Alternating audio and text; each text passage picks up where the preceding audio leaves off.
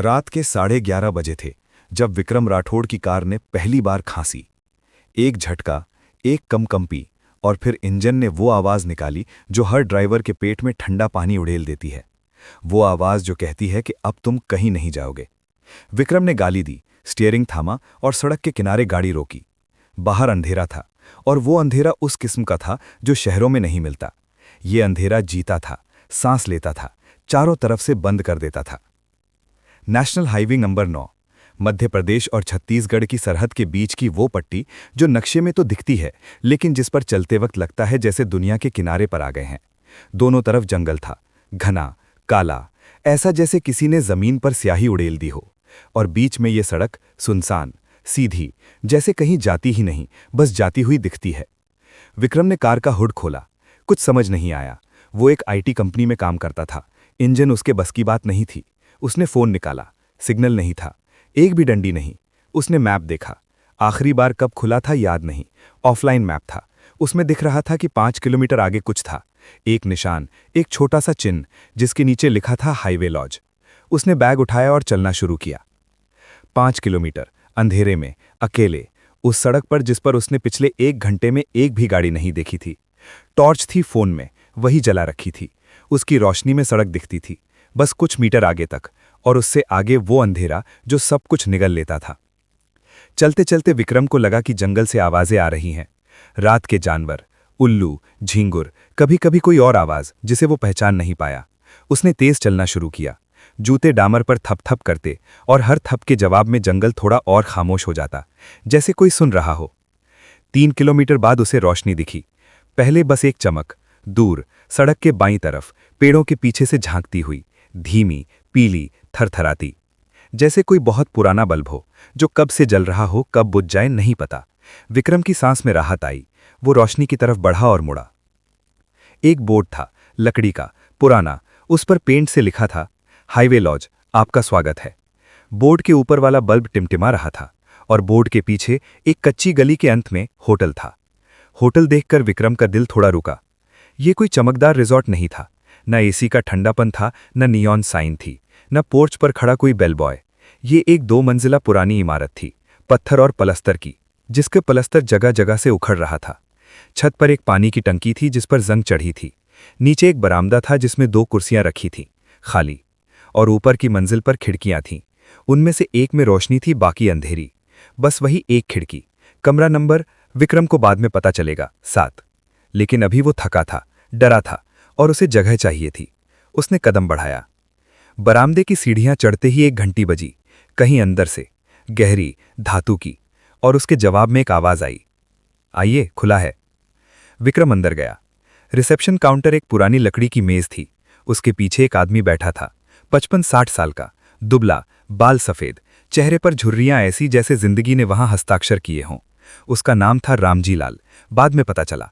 अभी वो बस बैठा था, एक पुरानी रजिस्टर में कुछ लिख रहा था, और जब विक्रम आया तो उसने ऊपर देखा।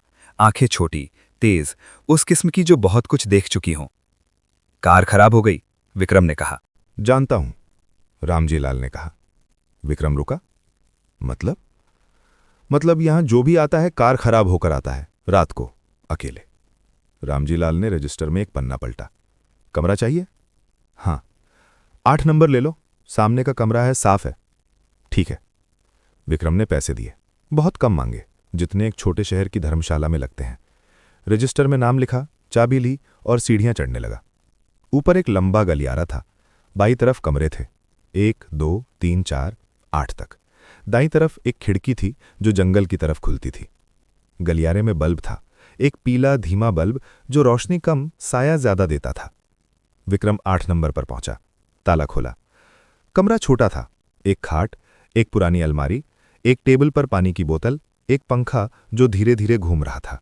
बाथरूम था, उसमें एक बल्ब था जो जलता था।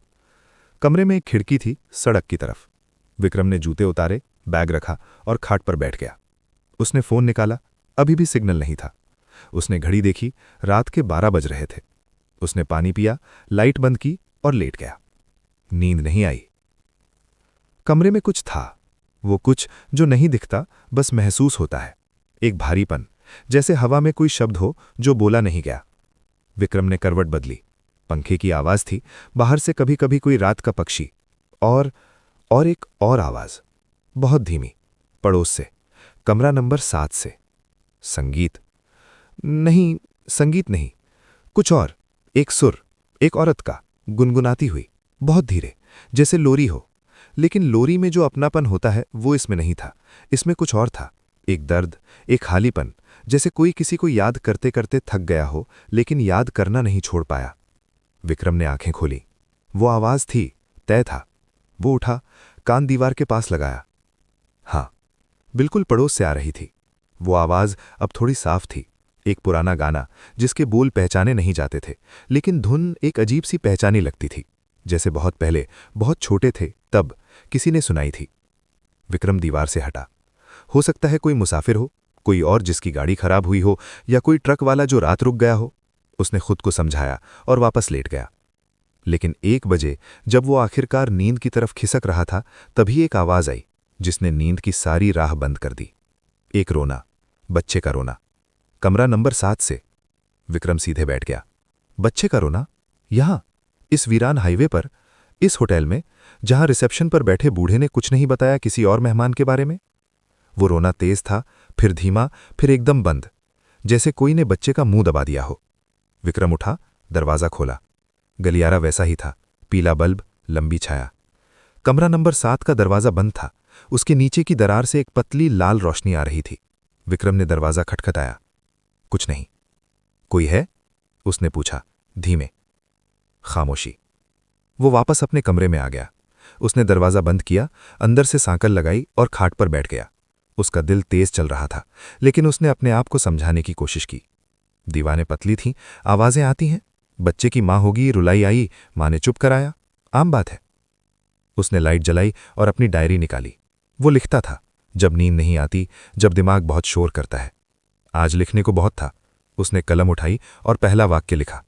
तभी दरवाजे पर दस्तक हुई, 3 बार, धीरे धीरे, जैसे कोई बहुत ताकत से नहीं, बस बहुत जरूरत से दस्तक दे रहा हो। कौन है? विक्रम ने पूछा। आवाज उसकी खुद को अजीब लगी, थोड़ी कांपती हुई। कोई जवाब नहीं। कौन है? दोबारा। इस बार एक आवाज आई, औरत की आवाज, वही जो गुनगुना रही थी। दरवाजा खोलो, पानी चाहिए। विक्रम उठा, सांकल हाथ मिली, फिर रुका, फिर सोचा, पानी, इसमें क्या है, किसी को पानी चाहिए, दे दो। उसने सांकल खोली, दरवाजा खींचा। दरवाजे पर एक औरत खड़ी थी, सफेद साड़ी, बाल खुले, लंबे, चेहरे पर थोड़े बिखरे। उम्र बताना मुश्किल था। चेहरा जवान लग रहा था, लेकिन आंखें नहीं, आंखें बहुत पुरानी थीं। उसके हाथ में एक बच्चा था, छोटा, सोया हुआ, उसके कंधे पर टिका हुआ। माफ करना, औरत ने कहा, बहुत आहिस्ते। पानी खत्म हो गया, बच्चे को प्यास लगी है। विक्रम ने अंदर से पानी की बोतल ली और उसे दे दी। औरत ने लिया। उसने विक्रम की आंखों में एक पल के लिए देखा। उन आंखों में कुछ था, शुक्रगुजारी नहीं, कुछ और, एक अपील, एक गहरी, अनकही, बेबस अपील। तुम ठीक हो? विक्रम ने पूछ लिया, खुद नहीं जानता था क्यों। औरत ने एक पल रुककर कहा, अब नहीं, और वापस मुड़ गई। विक्रम ने उसे जाते देखा। कमरा नंबर 7 का दरवाजा खुला, बंद हुआ, और फिर वो लाल रोशनी जो दरार से आ रही थी, वो भी बंद हो गई। विक्रम ने दरवाजा बंद किया। उसे नींद नहीं आई उस रात। सुबह के 6 बजे उजाला हुआ। विक्रम नीचे आया। रामजी लाल काउंटर के पीछे था, वैसा ही जैसे रात भर वहीं बैठा रहा हो। एक अंगीठी पर चाय चढ़ी थी। बाहर से चिड़ियों की आवाज आ रही थी। पहली बार होटल जीवित लग रहा था। चाय पियोगे? रामजी लाल ने पूछा। हाँ, विक्रम बैठा। 7 नंबर में कौन है? रामजी लाल का हाथ चाय उंडेलते उंडेलते रुका। एक पल, बस एक पल। फिर उसने उंडेला। 7 नंबर बंद है। बंद मतलब? मतलब उसमें कोई नहीं है, कभी नहीं रहता। विक्रम ने उसे देखा। रात को एक औरत आई थी मेरे दरवाजे पर, बच्चे को साथ लिए, पानी मांगा। 7 नंबर से आई थी, 7 नंबर में वापस गई। रामजी लाल ने चाय का गिलास विक्रम के सामने रखा। फिर उसने खुद भी एक गिलास लिया और बैठ गया। उसके चेहरे पर एक भाव था जो विक्रम पहचान नहीं पाया, थकान या शायद एक पुरानी घिसी हुई दर्द। चाय पियो पहले, रामजी लाल ने कहा। विक्रम ने चाय पी। उसका हाथ थोड़ा कांप रहा था। उस औरत का नाम था सुनीता। रामजी लाल ने धीरे से शुरू किया। 10 साल पहले की बात है। उसका पति ट्रक ड्राइवर था। लंबे रूट पर जाता था। दिल्ली से नागपुर, नागपुर से हैदराबाद, महीनों नहीं आता था। सुनीता अकेली रहती थी, एक छोटे बच्चे के साथ जो तब सिर्फ 2 साल का था। विक्रम सुन रहा था। बाहर चिड़ियां बोल रही थीं, लेकिन वे आवाजें अब दूर लग रही थीं। एक रात उसका पति आया, शराब में धुत। कुछ बात हुई। कैसी बात, पूरा नहीं पता। बस इतना पता है कि उस रात यहां, इसी होटल में, कमरा नंबर 7 में, सुनीता और उसके बच्चे के साथ जो हुआ। रामजी लाल रुक गया। क्या हुआ? विक्रम ने पूछा। बच्चा बच गया था। पड़ोस के एक कमरे वाले ने रोना सुना, दरवाजा तोड़ा। बच्चा कोने में पड़ा था, जिंदा। सुनीता नहीं। विक्रम की चाय का गिलास नीचे रह गया। उसने रखा नहीं, वो बस नीचे रह गया क्योंकि उसका हाथ उसे पकड़ना भूल गया। और वो आदमी? उसने पूछा। भाग गया, ट्रक में। पकड़ा नहीं गया।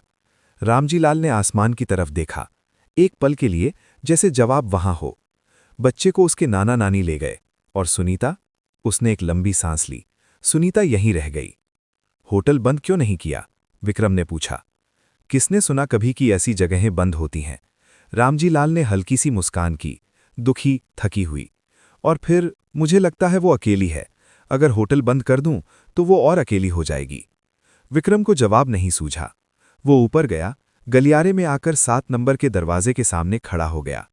दिन के उजाले में दरवाजा बस एक दरवाजा लग रहा था, पुराना, लकड़ी का, पेंट उखड़ा हुआ। उसके नीचे की दरार से अब कोई रोशनी नहीं आ रही थी, कुछ नहीं। विक्रम ने हाथ बढ़ाया और दरवाजे पर धीरे से थपथपाया।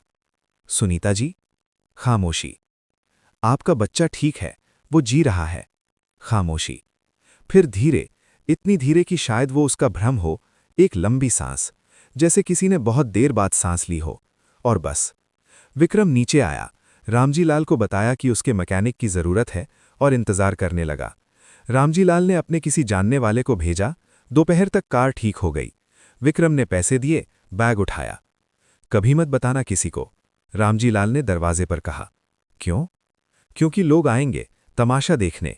और वो, उसने ऊपर की तरफ इशारा किया, वो तमाशा नहीं है, वो किसी की माँ है। विक्रम ने सिर हिलाया और गाड़ी में बैठा। जाते जाते उसने एक बार ऊपर देखा। कमरा नंबर 7 की खिड़की थी, बंद, अंधेरी। लेकिन उसे लगा, बस एक पल के लिए, कि पर्दे के पीछे कोई खड़ा था, एक आकृति, हाथ उठाया हुआ, विदाई में, या शायद पानी के लिए शुक्रिया में। विक्रम ने गाड़ी स्टार्ट की और नेशनल हाईवे नंबर 9 पर चल पड़ा। पीछे मुड़कर नहीं देखा। लेकिन उस दिन के बाद, बरसों बाद भी, जब कभी रात को किसी सुनसान सड़क पर गाड़ी चलाता था, जब जंगल के दोनों तरफ होते थे और सड़क पर अंधेरा होता था, तो एक लोरी की धुन उसके कानों में गूंजती थी, बहुत धीमी, बहुत पुरानी और बहुत अकेली। लेकिन ये कहानी यहां खत्म नहीं होती। विक्रम चला गया था, लेकिन हाईवे लॉज की कहानी जारी थी। जारी थी क्योंकि हर रात कोई न कोई आता था। कभी कभी ट्रक ड्राइवर, कभी कोई अकेला मुसाफिर, कभी कोई जोड़ा जो रास्ता भटक गया हो। और हर बार, हर रात, जब घड़ी 12 के करीब आती थी, 7 नंबर के कमरे में वो लाल रोशनी जल जाती थी और वो गुनगुनाहट शुरू हो जाती थी। रामजी लाल इसका क्या करता? वो बस रहता था। वो रहता था, चाय बनाता था, मेहमानों को कमरे देता था और सुबह उनके सवालों का जवाब देता था। वो कभी झूठ नहीं बोलता था। जो पूछते थे उन्हें बता देता था, जो नहीं पूछते उन्हें नहीं बताता। लेकिन रामजी लाल को एक बात और पता थी, जो उसने विक्रम को नहीं बताई थी। सुनीता का बच्चा अब बड़ा हो गया था। उसका नाम था अनिल। वो अपने नाना नानी के साथ एक छोटे कस्बे में पला बढ़ा था। किसी ने उसे नहीं बताया था कि उसकी माँ के साथ क्या हुआ। बस इतना बताया गया था कि माँ चली गई। बच्चे बड़े होते हैं, दर्द को पचाते हैं, आगे बढ़ते हैं। लेकिन 1 साल पहले जब अनिल 17 साल का हुआ तो उसे अपनी माँ की एक पुरानी डायरी मिली। डायरी के पन्नों में माँ थी, जीवित, सांस लेती, शब्दों में। और डायरी के आखिरी पन्ने पर एक जगह का नाम था, highway laws, NH9। Ramji Lal को पता था कि एक दिन अनिल आएगा, और वो दिन आया। अक्टूबर की एक शाम, जब हवा में ठंड उतरना शुरू हुई थी और सड़क के दोनों तरफ के पेड़ पत्ते गिराने लगे थे, एक बस आई। उससे एक लड़का उतरा, 18 साल का, पतला, चेहरे पर एक अजीब सी निश्चितता जो इस उम्र में कम देखने को मिलती है। कंधे पर एक झोला था, हाथ में वो डायरी थी। रामजी लाल ने उसे दरवाजे से आते देखा और उसके हाथ कांप गए। वो लड़का अंदर आया। रामजी लाल ने उसे देखा और एक पल के लिए जमा रहा, क्योंकि उस लड़के की आंखें सुनीता जैसी थीं, बिल्कुल वैसी जो उसने 10 साल पहले देखी थीं। वही गहराई, वही दर्द की परत जो हंसने पर भी छुपती नहीं। मुझे यहाँ रुकना है, लड़के ने कहा। कितने दिन? रामजी लाल ने पूछा। आवाज़ उसकी हल्की कांपती थी। जितने ज़रूरी हों। रामजी लाल ने उसे 8 नंबर देने की सोची, वही जो विक्रम को दिया था। लेकिन लड़के ने पूछा, 7 नंबर खाली है? बूढ़े की आंखें सिकुड़ी। तुम्हें कैसे पता? डायरी में लिखा है, माँ ने लिखा था, कमरा नंबर 7। रामजी लाल बहुत देर चुप रहा। खिड़की के बाहर अंधेरा हो रहा था। दूर से एक ट्रक की आवाज़ आई और चली गई। 7 नंबर बंद रहता है, उसने आखिरकार कहा। मुझे पता है, लेकिन मुझे नहीं जाना है। आप ताला खोल दें, बस एक रात। क्यों? अनिल ने डायरी मेज पर रखी। क्योंकि माँ अभी भी वहां है और उसे बताना है कि उसका बेटा ठीक है। रामजी लाल की आंखें भर आईं। पहली बार, 10 साल में पहली बार। वो एक पुराना, कठोर, जीवन से थका हुआ आदमी था, लेकिन उस लड़के के उस एक वाक्य ने उसकी आंखों में पानी ला दिया। उसने चाबी उठाई। ऊपर गए दोनों, रामजी लाल आगे, अनिल पीछे। गलियारे में वही पीला बल्ब था। 7 नंबर के सामने रुके। रामजी लाल ने ताला खोला, दरवाज़ा धकेला। कमरे में अंधेरा था। रामजी लाल ने बल्ब जलाया, पीला, धीमा। कमरे में एक खाट थी, एक टेबल, एक पुरानी कुर्सी। सब वैसा ही था जैसा 10 साल पहले था। रामजी लाल ने कभी कमरा नहीं बदला था। अनिल अंदर आया। उसने चारों तरफ देखा, धीरे धीरे, जैसे कुछ ढूंढ रहा हो जो आंखों से नहीं दिखता। मैं बाहर हूं, रामजी लाल ने कहा और दरवाज़ा थोड़ा भिड़ा दिया। अनिल कुर्सी पर बैठा, डायरी खोली। उसने पहला पन्ना पढ़ा। माँ की लिखावट, गोल गोल, साफ। फिर दूसरा, फिर तीसरा। वो पढ़ता रहा, पन्ने पलटता रहा। कभी कभी उसकी आंखें भर आती, कभी कभी वो मुस्कुराता। माँ ने बहुत कुछ लिखा था उसके बारे में, उसकी छोटी छोटी बातों के बारे में। पहला कदम कब चला था, पहली बार कब हंसा था, कैसे रात को रोता था और माँ गाना गाती थी तो चुप हो जाता था। वो डायरी में जी रहा था। घड़ी 12 के करीब आई और तभी कमरे में हवा बदली। ठंडी नहीं, बल्कि गर्म। एक अजीब सी गर्माहट, जैसे किसी के पास बैठने से होती है। अनिल ने महसूस किया और पन्ने से ऊपर देखा। कमरे में कुछ था। दीवार के पास एक परछाई, धुंधली, अस्पष्ट, लेकिन वहां थी। और उस परछाई से वो गुनगुनाहट आ रही थी। वही लोरी जिसे डायरी के एक पन्ने पर माँ ने लिखा था, जो गाना मैं अनिल को सुलाती हूँ। अनिल की आंखें भर आईं। माँ, उसने कहा, बस यही एक शब्द। परछाई कापी। एक पल के लिए एक रूप आया, धुंधला, आधा, लेकिन पहचाना जाने वाला। और उस रूप में आंखें थीं, वही आंखें जो रामजी लाल ने 10 साल पहले देखी थीं, जो अनिल के अपने चेहरे पर थीं। अनिल उठा। उसने हाथ बढ़ाया परछाई की तरफ। मैं ठीक हूं माँ, नाना नानी ने बहुत प्यार दिया। मैं पढ़ रहा हूं, मैं ठीक हूं। तुम्हें यहां रहने की जरूरत नहीं है। जाओ, जहां जाना चाहिए वहां जाओ। मैं ठीक हूं। परछाई धीरे धीरे उज्ज्वल हुई, लाल नहीं, सफेद, साफ, शांत। और उस रोशनी में एक चेहरा आया, माँ का चेहरा, मुस्कुराता हुआ, वैसे जैसे डायरी के पन्नों में थी, जीवित, भरपूर। एक पल, बस एक पल। और फिर वो रोशनी धीमी होने लगी, धीरे धीरे, जैसे दीपक बुझता है। तेल खत्म हो जाने पर नहीं, काम पूरा हो जाने पर। और गुनगुनाहट बंद हो गई। कमरे में सिर्फ अनिल था। वो खड़ा था, हाथ अभी भी आगे बढ़ा हुआ था। आंसू गालों पर थे, लेकिन उसके चेहरे पर एक भाव था जो उस उम्र में नहीं होता। एक गहरी, थकी हुई शांति, जैसे कोई बहुत लंबा सफर तय किया हो। बाहर गलियारे में रामजी लाल बैठा था, जमीन पर, दरवाजे के बाहर। उसके हाथ जुड़े थे, उसकी आंखें बंद थीं। जब अनिल बाहर आया तो रामजी लाल ने ऊपर देखा। गई? उसने पूछा। हाँ, अनिल ने कहा। रामजी लाल ने एक लंबी सांस ली, इतनी लंबी जैसे 10 साल से रोकी हुई हो। उसकी आंखें फिर भर आईं, लेकिन इस बार रोने की आवाज नहीं थी, बस आंसू थे जो चुपचाप बहे। वे दोनों नीचे आए। रामजी लाल ने अंगीठी पर चाय चढ़ाई। रात के 1:30 बजे थे। तुम इतने साल यहां क्यों रहे? अनिल ने पूछा। उसके लिए, रामजी लाल ने कहा। तुम उसे जानते थे? हाँ, जब वो यहां आई थी उस रात, तो उसके पति ने पहले मुझसे लड़ाई की थी। नशे में था। मैंने कहा था, छोड़ दो, आज रात यहीं रुको, सुबह जाना। वो मान गया। मैं सोचता था सब ठीक हो जाएगा। रामजी लाल रुका। नहीं हुआ। खामोशी। तो तुम यहां रहे उसके लिए? हाँ, इस उम्मीद में कि एक दिन उसका बच्चा आएगा और ये, उसने ऊपर इशारा किया, ये खत्म होगा। अनिल ने चाय का गिलास थामा। बाहर रात थी, वैसी ही जैसे हमेशा रहती थी।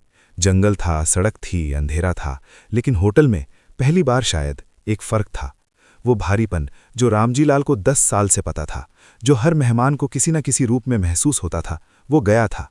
हवा हल्की थी, जैसे किसी ने खिड़की खोल दी हो। सुबह अनिल ने जाते वक्त रामजीलाल को एक लिफाफा दिया। नाना ने भेजे हैं, उन्होंने कहा था अगर कभी उस जगह जाऊं तो देना। रामजीलाल ने लिफाफा खोला। अंदर एक पुरानी तस्वीर थी, सुनीता की, हंसती हुई एक बच्चे को गोद में लिए, और एक चिट्ठी नाना की लिखावट में।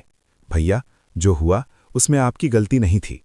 आप अकेले रहे उस होटल में इसलिए नहीं कि आपको रहना था, बल्कि इसलिए कि आपका दिल अच्छा है।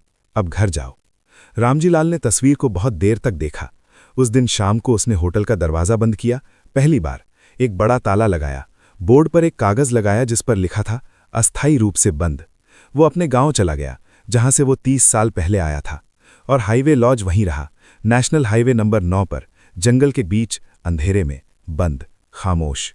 लेकिन ड्राइवर बताते हैं, जो रात को उस सड़क से गुजरते हैं, कि कभी-कभी उस बंद होटल की एक खिड़की में रोशनी दिखती है, सफ़ेद, शांत, टिमटिमाती हुई।